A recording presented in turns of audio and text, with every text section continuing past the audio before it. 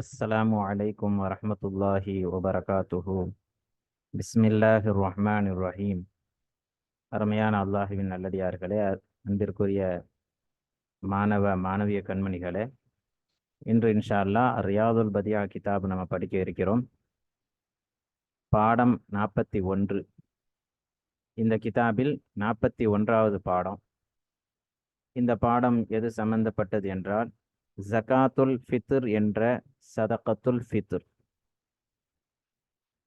அதாவது சதகத்துல் ஃபித்ர் குறித்து சில சட்டங்களை நாம் இன்ஷா அல்லாஹ் இன்று பார்க்க இருக்கிறோம். இந்த சதகத்துல் ஃபித்ருக்கு ஒரு பெயர் தான் ஜகாத்துல் ஃபித்ர் என்ற பெயர். பரவலாக நம்முடைய வழக்கில் சதகத்துல் ஃபித்ர் என்பது பிரபலியமாக இருக்கிறது. ரெண்டு ஒன்று தான். ஜகாத்துல் ஃபித்ர் என்றும் சொல்லலாம், சதகத்துல் ஃபித்ர் என்றும் சொல்லலாம். இதை நம்ம தெரிந்து கொள்ள வேண்டும். அடுத்து அருமையான அல்லாஹ்வின் நல்லடியார்களே, கிதாபு ஜகாத் என்ற இந்த தொகுப்பை தொடங்கி நாம் வெற்றிகரமாக ஜகாத்து ஜஹப் பற்றி நம்ம தெரிஞ்சுக்கிட்டோம். அடுத்தபடியாக பார்த்தால் ஜகாத்துல் ஃபில்லா, அதனுடைய விளக்கங்களை நாம் தெரிந்து கொண்டோம். தொடர்ந்து ஜகாத்து திஜாரா, ஜகாத்து ஜுரூ, ஜகாத்து சிமார், இது எல்லாவற்றையும் நம்ம தெரிஞ்சுக்கிட்டோம். இப்போ இறுதியாக ஒன்றை மட்டும் நாம் தெரிய வேண்டியது உள்ளது. அதுதான் ஜகாத்துல் ஃபித்ர். ஜகாத்துல் ஃபித்ருடைய இந்த விளக்கத்துடன் கிதாபு ஜகாத் என்ற இந்த தொகுப்பு ரியாதுல் பதியாவில் நிறைவு பெறுகிறது. வாருங்கள், சதகத்துல் ஃபித்ர் குறித்து உங்களுடன் சில தகவல்கள். இந்த செய்திகள் எல்லாம் உங்களுக்கு நம்ம படிக்கிற இந்த கிதாபில் இருக்காது. ஜகாத்துல் ஃபித்ர், சதகத்துல் ஃபித்ர், இது கட்டாயமான ஒரு ஜகாத்தா என்றால் கட்டாயமான ஜகாத்து தான். எப்படி ஒருவருக்கு ஜகாத்து கடமையானால் அவர் ஜகாத்து கொடுக்கிறது கட்டாயமாக இருக்கிறதோ, அதே போல சதகத்துல் ஃபித்ர் என்பது யாருக்கெல்லாம் கடமையாகிறதோ அவர்கள் கட்டாயமாக அதை உரிய நேரத்தில் நிறைவேற்ற வேண்டும். இதுக்கு என்ன ஆதாரம் அப்படின்னு சொன்னா, இமாம் புகாரி மற்றும் இமாம் முஸ்லிம் ரஹ்மஹுல்லா அவர்கள் அனிபின் உமர் ரலியல்லாஹு அன்ஹுமா அவர்களை தொட்டும் அறிவிக்கின்றார்கள். பரத ரசூலுல்லாஹி ஸல்லல்லாஹு அலைஹி வஸல்லம், அல்லாஹுவின் தூதர் ஸல்லல்லாஹு அலைஹி வஸல்லம் அவர்கள் ஜகாத் அல் ஃபித்ரி மின் ரமதான அலன்னாசி, ரமதானுடைய மாதத்தில் ஜகாத்துல் ஃபித்ரை மக்களின் மீது கடமையாக ஆக்கினார்கள். சா என்பது நம்ம ஊர் வழக்கில் மரக்கால் என்று சொல்லலாம். ஒரு மரக்கால் அப்படின்னு நம்ம வச்சுக்கலாம். ஆனால் அசல்ல இது அளக்கும் பொருள். அரபுல மதீனாவில் அளக்கும் ஒரு அளவையாக இருந்தது. அதனுடைய துல்லியமான அளவு என்ன என்ற விளக்கங்கள் எல்லாம் உங்களுக்கு இன்ஷா அல்லாஹ் இந்த பாடத்திலேயே சொல்லப்படும். அப்போ சாஅம் மின் தம்ரின் அவ் சாஅம் மின் ஷஈரின், பேரித்தம்பலத்திலிருந்து ஒரு சா அல்லது தொலிகோதுமையிலிருந்து ஒரு சா கட்டாயமாக கொடுக்க வேண்டும் என்று சொன்னார்கள். யாருக்கெல்லாம் இது கடமையாகுது? மக்களில் அலா குல்லி ஹுர்ரின், சுதந்திரமான ஒவ்வொரு மனிதரின் மீதும் கடமை. அவ் அபுதின், ஒரு அடிமையாக இருந்தாலும் அந்த அடிமையின் மீதும் கடமையாகிறது. ஜக்கரின் அவ் உன்சா, ஆணாக இருந்தாலும் அல்லது பெண்ணாக இருந்தாலும், மினல் முஸ்லிமீன், முஸ்லிம்களிலிருந்து, ஆணாக இருந்தாலும் பெண்ணாக இருந்தாலும் அடிமையாக இருந்தாலும் சுதந்திரம் உள்ளவனாக இருந்தாலும் எல்லோரின் மீதும் இது கடமை. இப்போ அடிமையாக இருந்தால் அடிமைக்கு யார் கொடுக்கணும் அப்படின்னு சொன்னா, அந்த அடிமையுடைய எஜமான் கொடுக்கணும். இதில் நிறைய விளக்கங்கள் இருக்குது. இன்ஷா அல்லாஹ் சுருக்கமாகத்தான் இந்த கிதாபில் உங்களுக்கு சட்டங்கள் கூறப்பட்டு இருக்கும். அதிகப்படியான விளக்கங்கள் நீங்கள் பெரிய கிதாபுகளில் பார்த்து தெரிந்து கொள்ள வேண்டும். அப்போ இதுதான் அடிப்படையான ஒரு ஆதாரம். ஜகாத்துல் ஃபித்ர் என்ற அந்த சதகத்துல் ஃபித்ர் கடமை என்பதற்கான ஒரு ஆதாரம். அடுத்து, இந்த ஜகாத்துக்கு ஏன் ஜகாத்துல் ஃபித்ர் என்று பெயர் வைக்கப்பட்டது? பொதுவாக ஜகாத் என்றால் அது முன்னாடி நம்ம படித்தோம் அல்லவா, அந்த ஜகாத்தை அது குறிக்கும். ஜகாத்துல் மால் அப்படின்னு வச்சுக்கலாம். ஆனா இந்த ஜகாத்தை எப்படி சொல்லுவோம் அப்படின்னா ஜகாத்துல் ஃபித்ர் என்றோ அல்லது சதகத்துல் ஃபித்ர் என்றோ தான் சொல்லுவோம். அப்ப இதுக்கு என்ன காரணம் அப்படின்னு சொன்னா, ஃபித்ர் அப்படின்னா ஃபித்ரத்துடைய அர்த்தம். ஃபித்ரத் ஃபித்ரத் அல்லாஹில்லதி ஃபதரன்னாஸ அலைஹா அப்படின்னு குர்ஆன்ல ஒரு வசனம் வருகிறது. அல்லாஹுடைய ஃபித்ரா, மக்களை அந்த இயற்கை சுபாவத்தின் மீது அல்லாஹ் ஏற்படுத்தினான் அப்படின்னு அந்த வசனம் நமக்கு எடுத்து சொல்லுகிறது. அப்ப இயற்கை சுபாவம் அல் ஹில்கத், இயற்கையான அமைப்பு, உடல் மற்றும் மனநிலை இயற்கையாக உள்ளது, அதற்கு ஃபித்ரா என்று சொல்லப்படும். அப்போ ஜகாத்துல் ஃபித்ருக்கு ஃபித்ரா ஐ அல் ஹில்கா என்ற இந்த அர்த்தம் வறுமையானால், அப்போ இந்த இலாஃபத் வந்து என்ன அப்படின்னா இலாஃபத்து ஷை இலா சபபிஹி, ஒரு பொருளை இணைப்பது அதனுடைய காரணத்தின் பக்கம். அப்ப இந்த ஜகாத்துல் ஃபித்ர் என்பதற்கும் மனிதனுடைய இயற்கையான உடல் மற்றும் மனம் சார்ந்த நிலைக்கும் ஒரு தொடர்பு இருக்குது என்பதை நாம் புரிந்து கொள்ள வேண்டும்.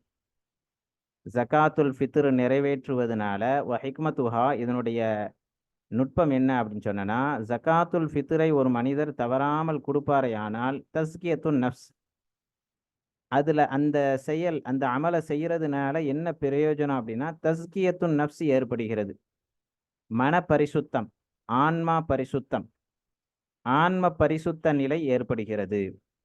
தன்மியத்து அமலிஹா, அதே போல ஆன்மாவினுடைய அந்த செயல்களின் வளர்ச்சி ஏற்படுகிறது. அப்போ நாளுக்கு நாள் ஆன்மா வலிமை பெறுகிறது, சக்தி பெறுகிறது, பரிசுத்தம் அடைகிறது.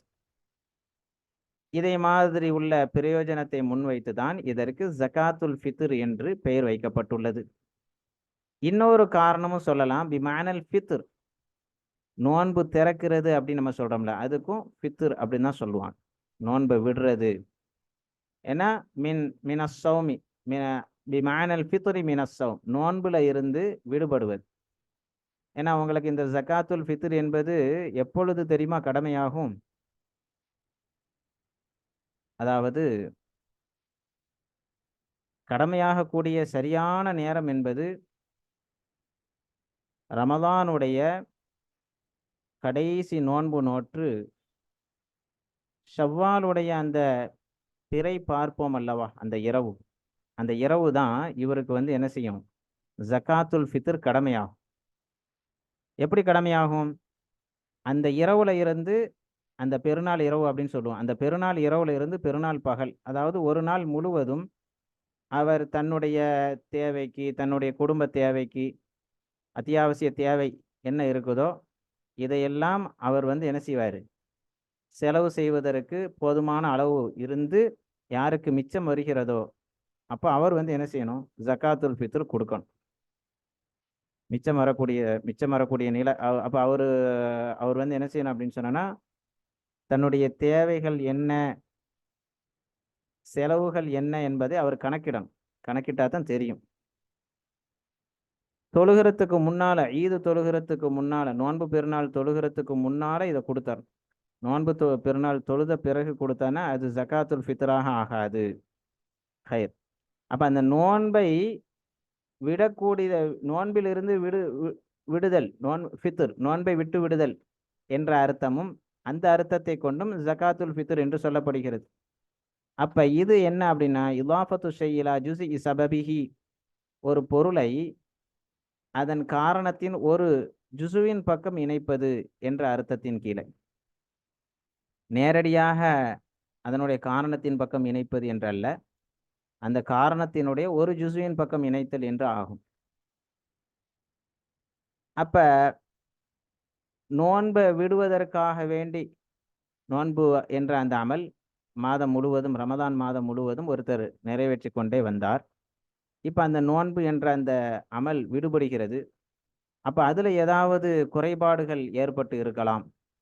அப்போ அந்த குறைபாடுகளை நிவர்த்தி செய்வதற்காக வேண்டி ஜகாத்துல் ஃபித்ர் என்பது ஷரியத்தில் கடமையாக ஆக்கப்பட்டுள்ளது. இதுதான் காரணம்.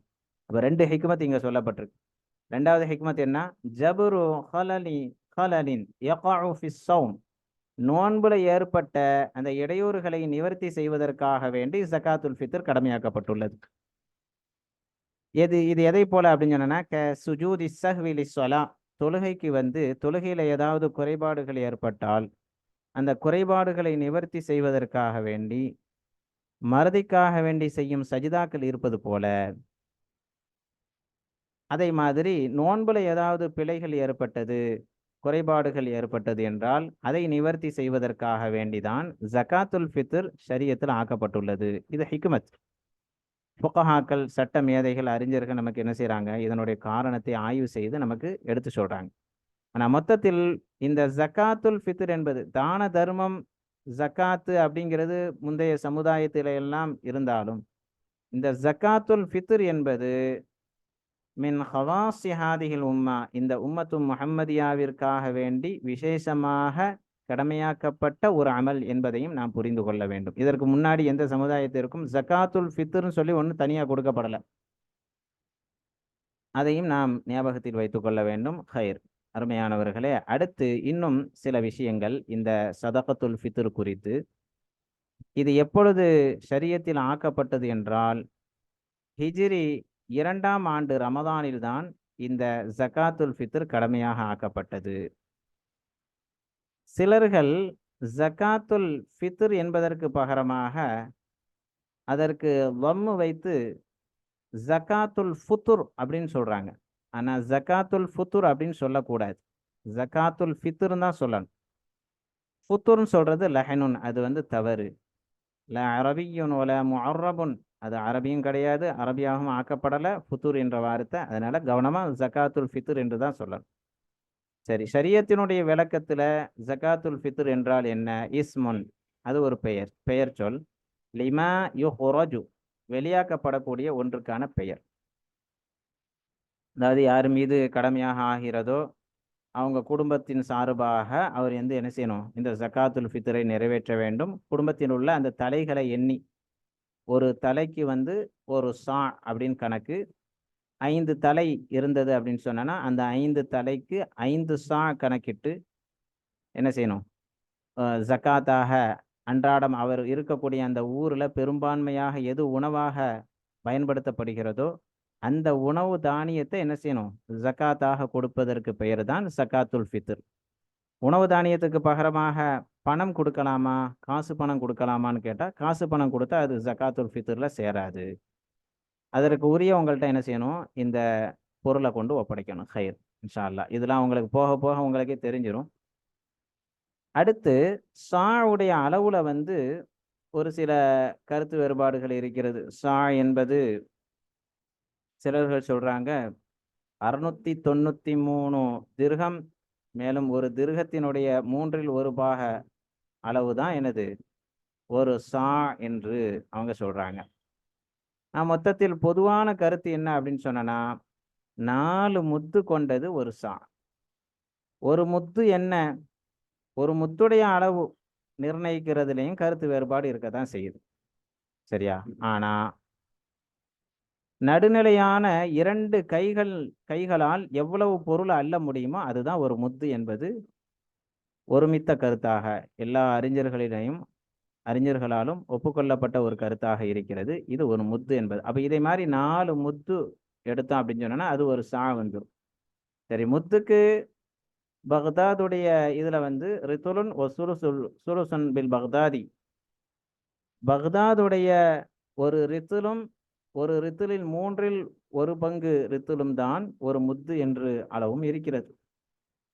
இருந்தாலும் சரியான கூற்றின்படி சாக்கான அளவு 685 திர்ஹம் மற்றும் ஒரு திர்ஹத்தை 7 பாகமாக ஆக்கி அதுல 5 பாக அளவுதான் ஒரு சா என்பதாக இமாம் நவவி ரஹ்மஹுல்லா அவர்கள் இறுதிப்படுத்துகின்றார்கள்.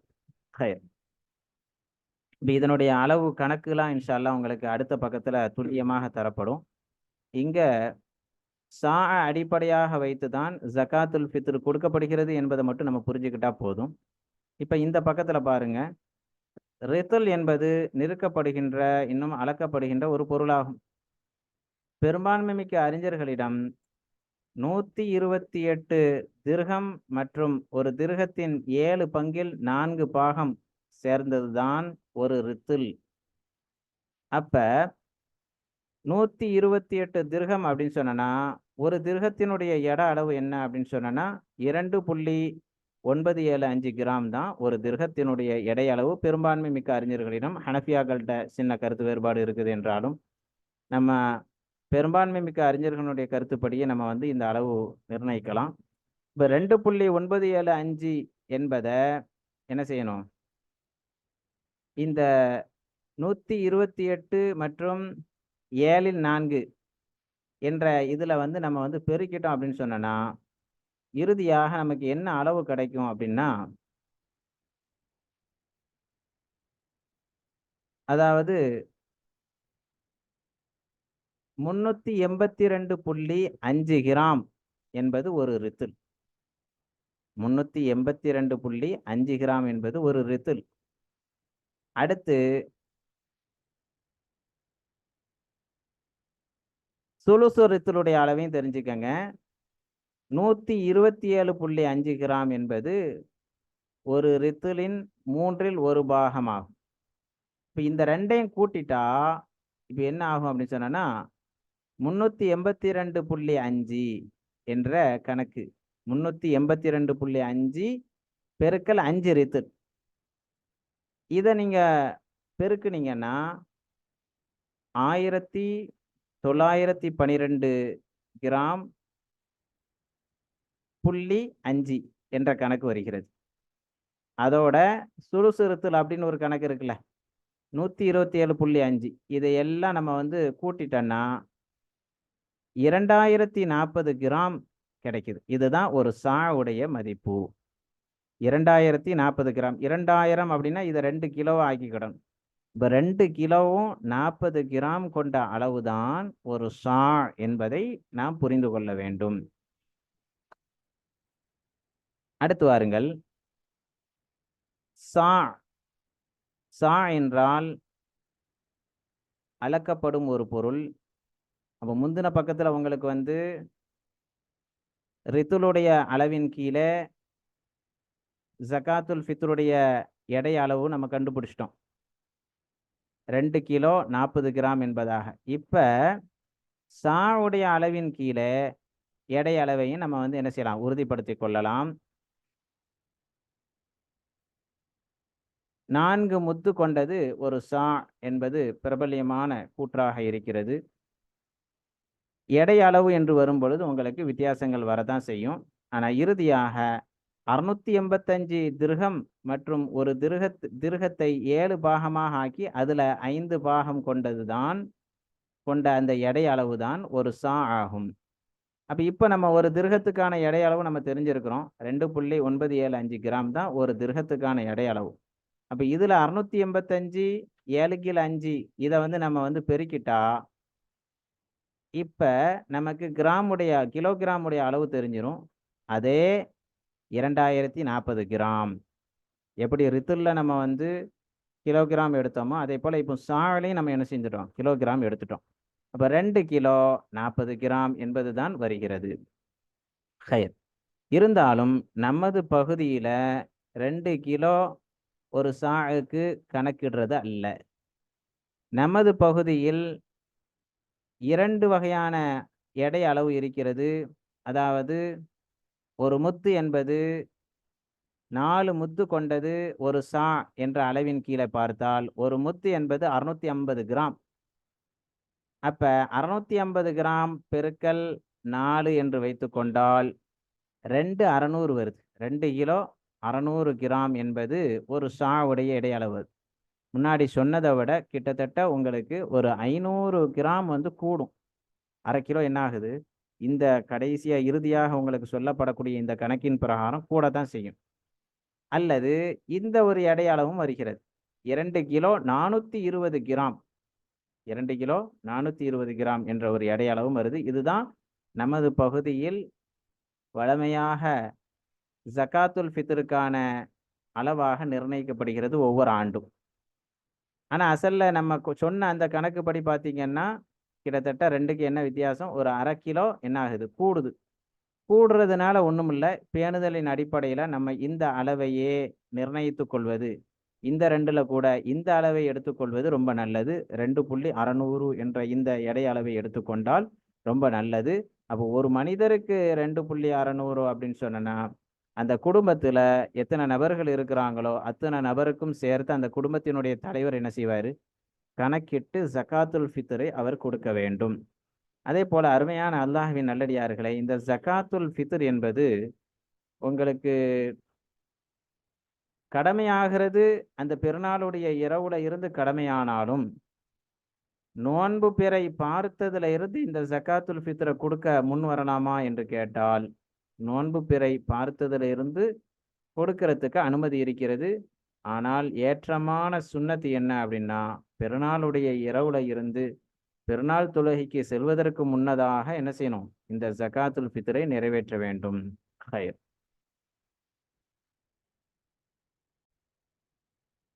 வாருங்கள் இப்பொழுது நம்ம பாடத்தை படிக்கலாம்.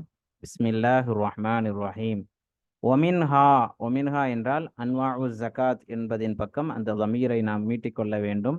ஜகாத்துடைய வகைகளில் இருந்தும் ஒன்றுதான் ஜகாத்துல் ஃபித்ர் என்பதும். வஹிய வாஜிபத்துன், இதுவும் கடமையாக இருக்கிறது. எப்படி முன்னாடி நம்ம கடமையான ஜகாத்தை பத்தி தான் படிச்சுக்கிட்டு வந்தோம், அதே போல இதுவும் கடமைதான்.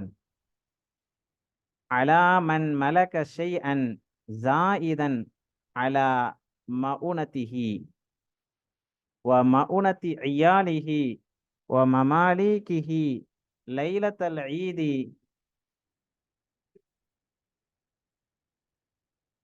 வ யௌமஹு. அதாவது இங்க என்ன சொல்றாங்க அப்படின்னா, யார் தன்னுடைய செலவு, தன்னுடைய குடும்பத்தினுடைய செலவு, தனக்கு அடிமை யாரும் இருந்தால் அந்த அடிமையினுடைய செலவு, அடிமைகளினுடைய செலவு போக ஜாயிதன் அதிகப்படியாக யாருக்கு மிச்சம் வருமோ அவரின் மீது எந்த எந்த நாளுடைய செலவு? பெருநாளுடைய இரவு மற்றும் பெருநாளுடைய பகலுக்காக வேண்டி தனக்கு, தன்னுடைய குடும்பத்துக்கு, தனக்கு வேலையாட்கள், அடிமையாட்கள் யாரும் இருந்தா அவங்களுடைய செலவுகள்லாம் போக ஒருத்தருக்கு அவருடைய வருமானத்தில் மிச்சம் மீதி எதுவும் இருக்குது அப்படின்னு சொன்னா, இப்ப அவர் மீது என்ன ஆயிரும்? கடமையாக ஆகிவிடும். அப்ப அது செலவழிச்சு பார்த்தா தான் அந்த கணக்கு தெரியுமா என்று அல்ல. ஒரு குடும்பஸ்தரை பொறுத்தவரை அவர் அன்றாடம் அவர் செலவழிக்கிறத வச்சு இதை மதிப்பிட முடியும். ஜகாத்துல் ஃபித்ர் இவருக்கு கடமையாகுதா கடமையாகலையா என்பதை. ஹைர். அதை தான் இங்க சொல்றாங்க. வஹிய வாஜிபத்துன் அலா மன் மலக ஷைஅன், யார் சொந்தப்படுத்தி கொண்டாரோ அவரின் மீது இந்த ஜகாத்துல் ஃபித்ர் வாஜிபாகும். ஷைஅன் கொஞ்சத்தை, ஜாயிதன் அதிகப்படியாக, அலா மஉனதிஹி தன்னுடைய செலவு, ஓ மஉனதி இயாலிஹி இன்னும் அவருடைய குடும்பத்தினருடைய செலவு. இந்த ஹூவுடைய லமீர் வந்து இந்த மண்ணின் பக்கம் ஈட்டிக்கொள்ளணும். ஓ மமாலிகிஹி இன்னும் அவருடைய அடிமைகளினுடைய செலவுகள் போக மேல் மிச்சமாக கொஞ்சத்தை அவர் பெற்றுக்கொள்கிறார், சொந்தப்படுத்திக் கொள்கிறார். எப்ப? லைலத்தல் ஈதி, ஈதுடைய அந்த இரவு, ஓ யௌமஹு இன்னும் அந்த ஈதுடைய பகல். ஒரு நாளைக்கு தேவையான அந்த செலவுகள் போக மிச்சம் யாரிடத்துல இருக்குமோ அத்தகைய அது போன்ற மனிதர்கள் மீது இது கடமையாக ஆகும். வயஹ்ருஜு ஷஹ்ஸு ஸாஅன் அன் நஃப்ஸிஹி, இந்த ஜகாத்துல் ஃபித்ராக அவர் எப்படி வெளியாக்கணும், எப்படி கொடுக்கணும் அப்படின்னு சொன்னா, வயஹ்ருஜு ஷஹ்ஸு அந்த மனிதர் யார் மீது கடமையாக ஆகிவிட்டதோ அந்த மனிதர் வெளியாக்குவார். ஸாஅன் அன் நஃப்ஸிஹி தன் சார்பாக ஒரு சாவுடைய அளவு நம்ம முன்னாடி சொல்லியிருக்கிறோம். பேணுதலை பொறுத்து பார்க்கும் பொழுது 2 கிலோ 600 கிராம் அப்படின்னு சொல்லி நம்ம சொல்லியிருக்கிறோம். வஸாஅன் அன் குல்லி மன் தல்ஸமஹு மஉனத்துஹு மினல் முஸ்லிமீன, முஸ்லிம்களிலிருந்து யாருடைய செலவு அவருக்கு அவசியமாகுமோ அப்படிப்பட்ட ஒவ்வொருவரை தொட்டும், முஸ்லிம்கள்ல இருந்து யாருடைய செலவு அவருக்கு அவசியமாகுமோ அப்படின்னு சொன்னா இது எப்படி? உதாரணமாக அவருக்கு வந்து மனைவி இருக்குது அப்படின்னு சொன்னா, அப்போ மனைவிக்கு செலவு செய்யறது இந்த கணவனின் மீது கடமையாகிறது. அதே போல வயதுக்கு வராத சிறு பிள்ளைகள் அவருக்கு இருக்கிறது என்றால், அப்ப அந்த பிள்ளைகளுக்கு செலவு செய்யறதும் இந்த இந்த குடும்ப தலைவரின் மீது கடமையாகுது. அதே போல அவருக்கு வயது முதிர்ந்த பெற்றோர்கள் இருக்கின்றார்கள் என்றால் அவர்களுக்கு செலவு செய்வதும் இந்த குடும்பஸ்தனின் மீது கடமையாக ஆகிறது. அப்ப இவங்க எல்லாத்தையும் இவன் வந்து என்ன செய்யணும், இந்த குடும்ப தலைவராக இருப்பவர் கணக்கில் சேர்த்து அவர்களுக்காக வேண்டி ஒவ்வொருவருக்கும் ஒரு சா வெளியாக்க வேண்டும். ஒலவுகான ரதீஅன், எந்த அளவிற்கு என்றால் பால் குடி பிள்ளையாக இருந்தாலும் சரி, அந்த நாள்ல தான் ஒரு பிள்ளை பிறக்குது என்றாலும் சரி, அது பால் குடி பிள்ளையாக இருந்தாலும் சரி, அப்ப அந்த பிள்ளையும் என்ன செய்யணும், கணக்குல சேர்க்கணும். ஒயகூனு ஸாஉ, ஒரு ஸாவுடைய அளவு இங்க முஸன்னிஃப் அவர்கள் சொல்றாங்க, மின் காலிபி கூத்தி அஹ்லில் பலதி, அந்த ஊர்வாசிகளினுடைய பெரும்பான்மை மிக்க உணவுகளில் இருந்தும் அந்த சா இருக்க வேண்டும். வயகூனு ஸாஉ, அந்த சா என்பது மின் காலிபி கூத்தி அஹ்லில் பலதி ஃபி காலிபி ஸனதி, ஃபி காலிபி ஸனதி, காலிபு ஸனா அப்படின்னா ஆண்டு முழுவதும், பெரும்பான்மையாக ஆண்டு ஒரு ஆண்டு முழுவதும் பெரும்பாலும் உணவாக எதை பயன்படுத்துவார்களோ, ஒரு ஆண்டு முழுவதும், அதாவது ஒரு தற்காலிகத்துக்கு உணவு உணவு பழக்க வழக்கங்களை மாத்துறதுனால அது வந்து என்ன ஆயிராது, கூத்துல வந்து சேராது.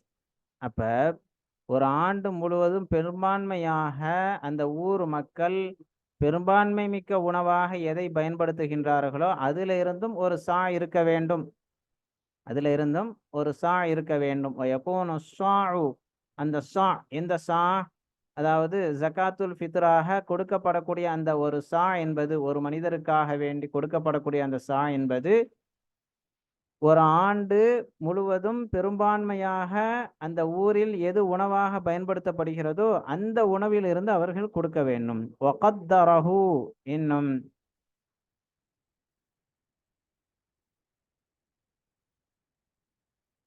ஒகுத்திரஹு சொல்லுங்க, ஒகுத்திரஹு, அதை நிர்ணயிக்கப்பட்டது, இன்னும் அதை நிர்ணயிக்கப்பட்டது. அர்பஅ ஹஃபனாத்தின், 4 ஹஃபனாத் என்றால் இரு கைப்பிடி அளவுகள். ஹஃபனாத் என்றால் இரு கைப்பிடி அளவுகளுக்கு சொல்லப்படும். அப்ப அதே மாதிரி 4 இரு கைப்பிடி அளவுகள் என்பதாக நிர்ணயிக்கப்பட்டது.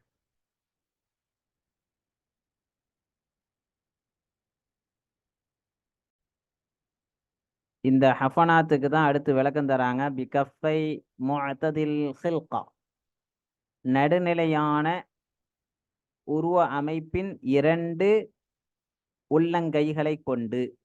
நடுநிலையான ஹில்கத்னா தோற்றம், நடுநிலையான தோற்றத்தின் 2 உள்ளங்கைகளை கொண்டு. ஏன்னா மனிதர்கள்ல ரொம்ப நீளமான மனிதர், உயரமான மனிதர் என்று சொல்லும் பொழுது அவருடைய அந்த உள்ளங்கையுடைய அளவு வித்தியாசப்படும். ரொம்ப குள்ளமானவர் என்று சொல்லும் பொழுது அவருடைய உள்ளங்கை அளவு வித்தியாசப்படும். அதனால நடுநிலையான மனிதனுடைய 2 உள்ளங்கைகளுடைய அளவுதான். அதே மாதிரி 4 தடவை எடுத்து போடுறாங்க அப்படின்னு சொன்னா அதற்கு தான் அர்பா ஹஃபனாத் என்று சொல்லப்படும். இதுதான் ஷா மதிப்பிடக்கூடிய ரொம்ப இலகுவான எளிமையான ஒரு முறை. இது வந்து நம்ம இந்த முறையின் கீழே கொடுத்துட்டா ரொம்ப நல்லது. நம்ம நிறுத்து பார்க்க வேண்டிய தேவையே இல்லை. மேலே சொல்லப்பட்ட அந்த அளவுலாம் வந்திருக்குதா அப்படின்னு சொல்லி பார்க்க தேவையில்லை. இருந்தாலும் இமாம்கள் நமக்கு என்ன செய்கிறாங்க, அதற்கான எடையையும் நமக்கு நிர்ணயித்து தருகிறார்கள். வசனுஹு, இன்னும் அதனுடைய வசன் ஆகிறது கம்சத்து அருத்தாலின், 5 ரித்திர்களும், வசுலுசுன் பிரித்துலி பக்தாதின், ஒசுலுசுன் அப்படின்னா இன்னும் 3இல் 1 ரித்துலும். சுலுசுன் என்றால் ஒரு ரித்துல 3 பாகமாக ஆக்கி அதுல ஒரு அளவு. பிரித்துலி பக்தாத், ரித்துல் அப்படிங்கிறது உங்களுக்கு ஒவ்வொரு நாட்டுடைய ரித்துலும் இருக்கிறது. பக்தாதுடைய ரித்துலை கொண்டு 5 ரித்துலும், ஒரு ரித்துலில் 3இல் 1 பாக அளவுதான் இதனுடைய வசன். இதுதான் ஷா ஆக இருக்கிறது என்பதாக முசன்னிப் அவர்கள் இங்க அளவை சுருக்கமா முடிக்கிறாங்க. அப்ப அதை வந்து கிலோகிராம், நம்ம பகுதியில் வந்து கிலோகிராமா இருக்கிறதுனால கிலோகிராமுடைய அளவு என்ன என்பதையும் உங்களுக்கு முந்திய பக்கங்களில் இதை பற்றிய அந்த விளக்கங்கள் எல்லாம் தரப்பட்டு இருக்கிறது. அல்ஹம்துலில்லாஹ். அருமையான அல்லாஹ்வின் நல்லடியார்களே, இத்துடன் கிதாபு ஜகாத் என்ற இந்த பகுதி நிறைவு பெறுகிறது. தொடர்ந்து இன்ஷா அல்லாஹ் கிதாபு ஸியாம் என்ற பாடத்தில் நாம் சந்திக்கலாம். வாஹிரு தஅவானா அனில் ஹம்துலில்லாஹி ரப்பில் ஆலமீன். அஸ்ஸலாமு அலைக்கும் வரஹ்மத்துல்லாஹி வபரகாத்துஹு.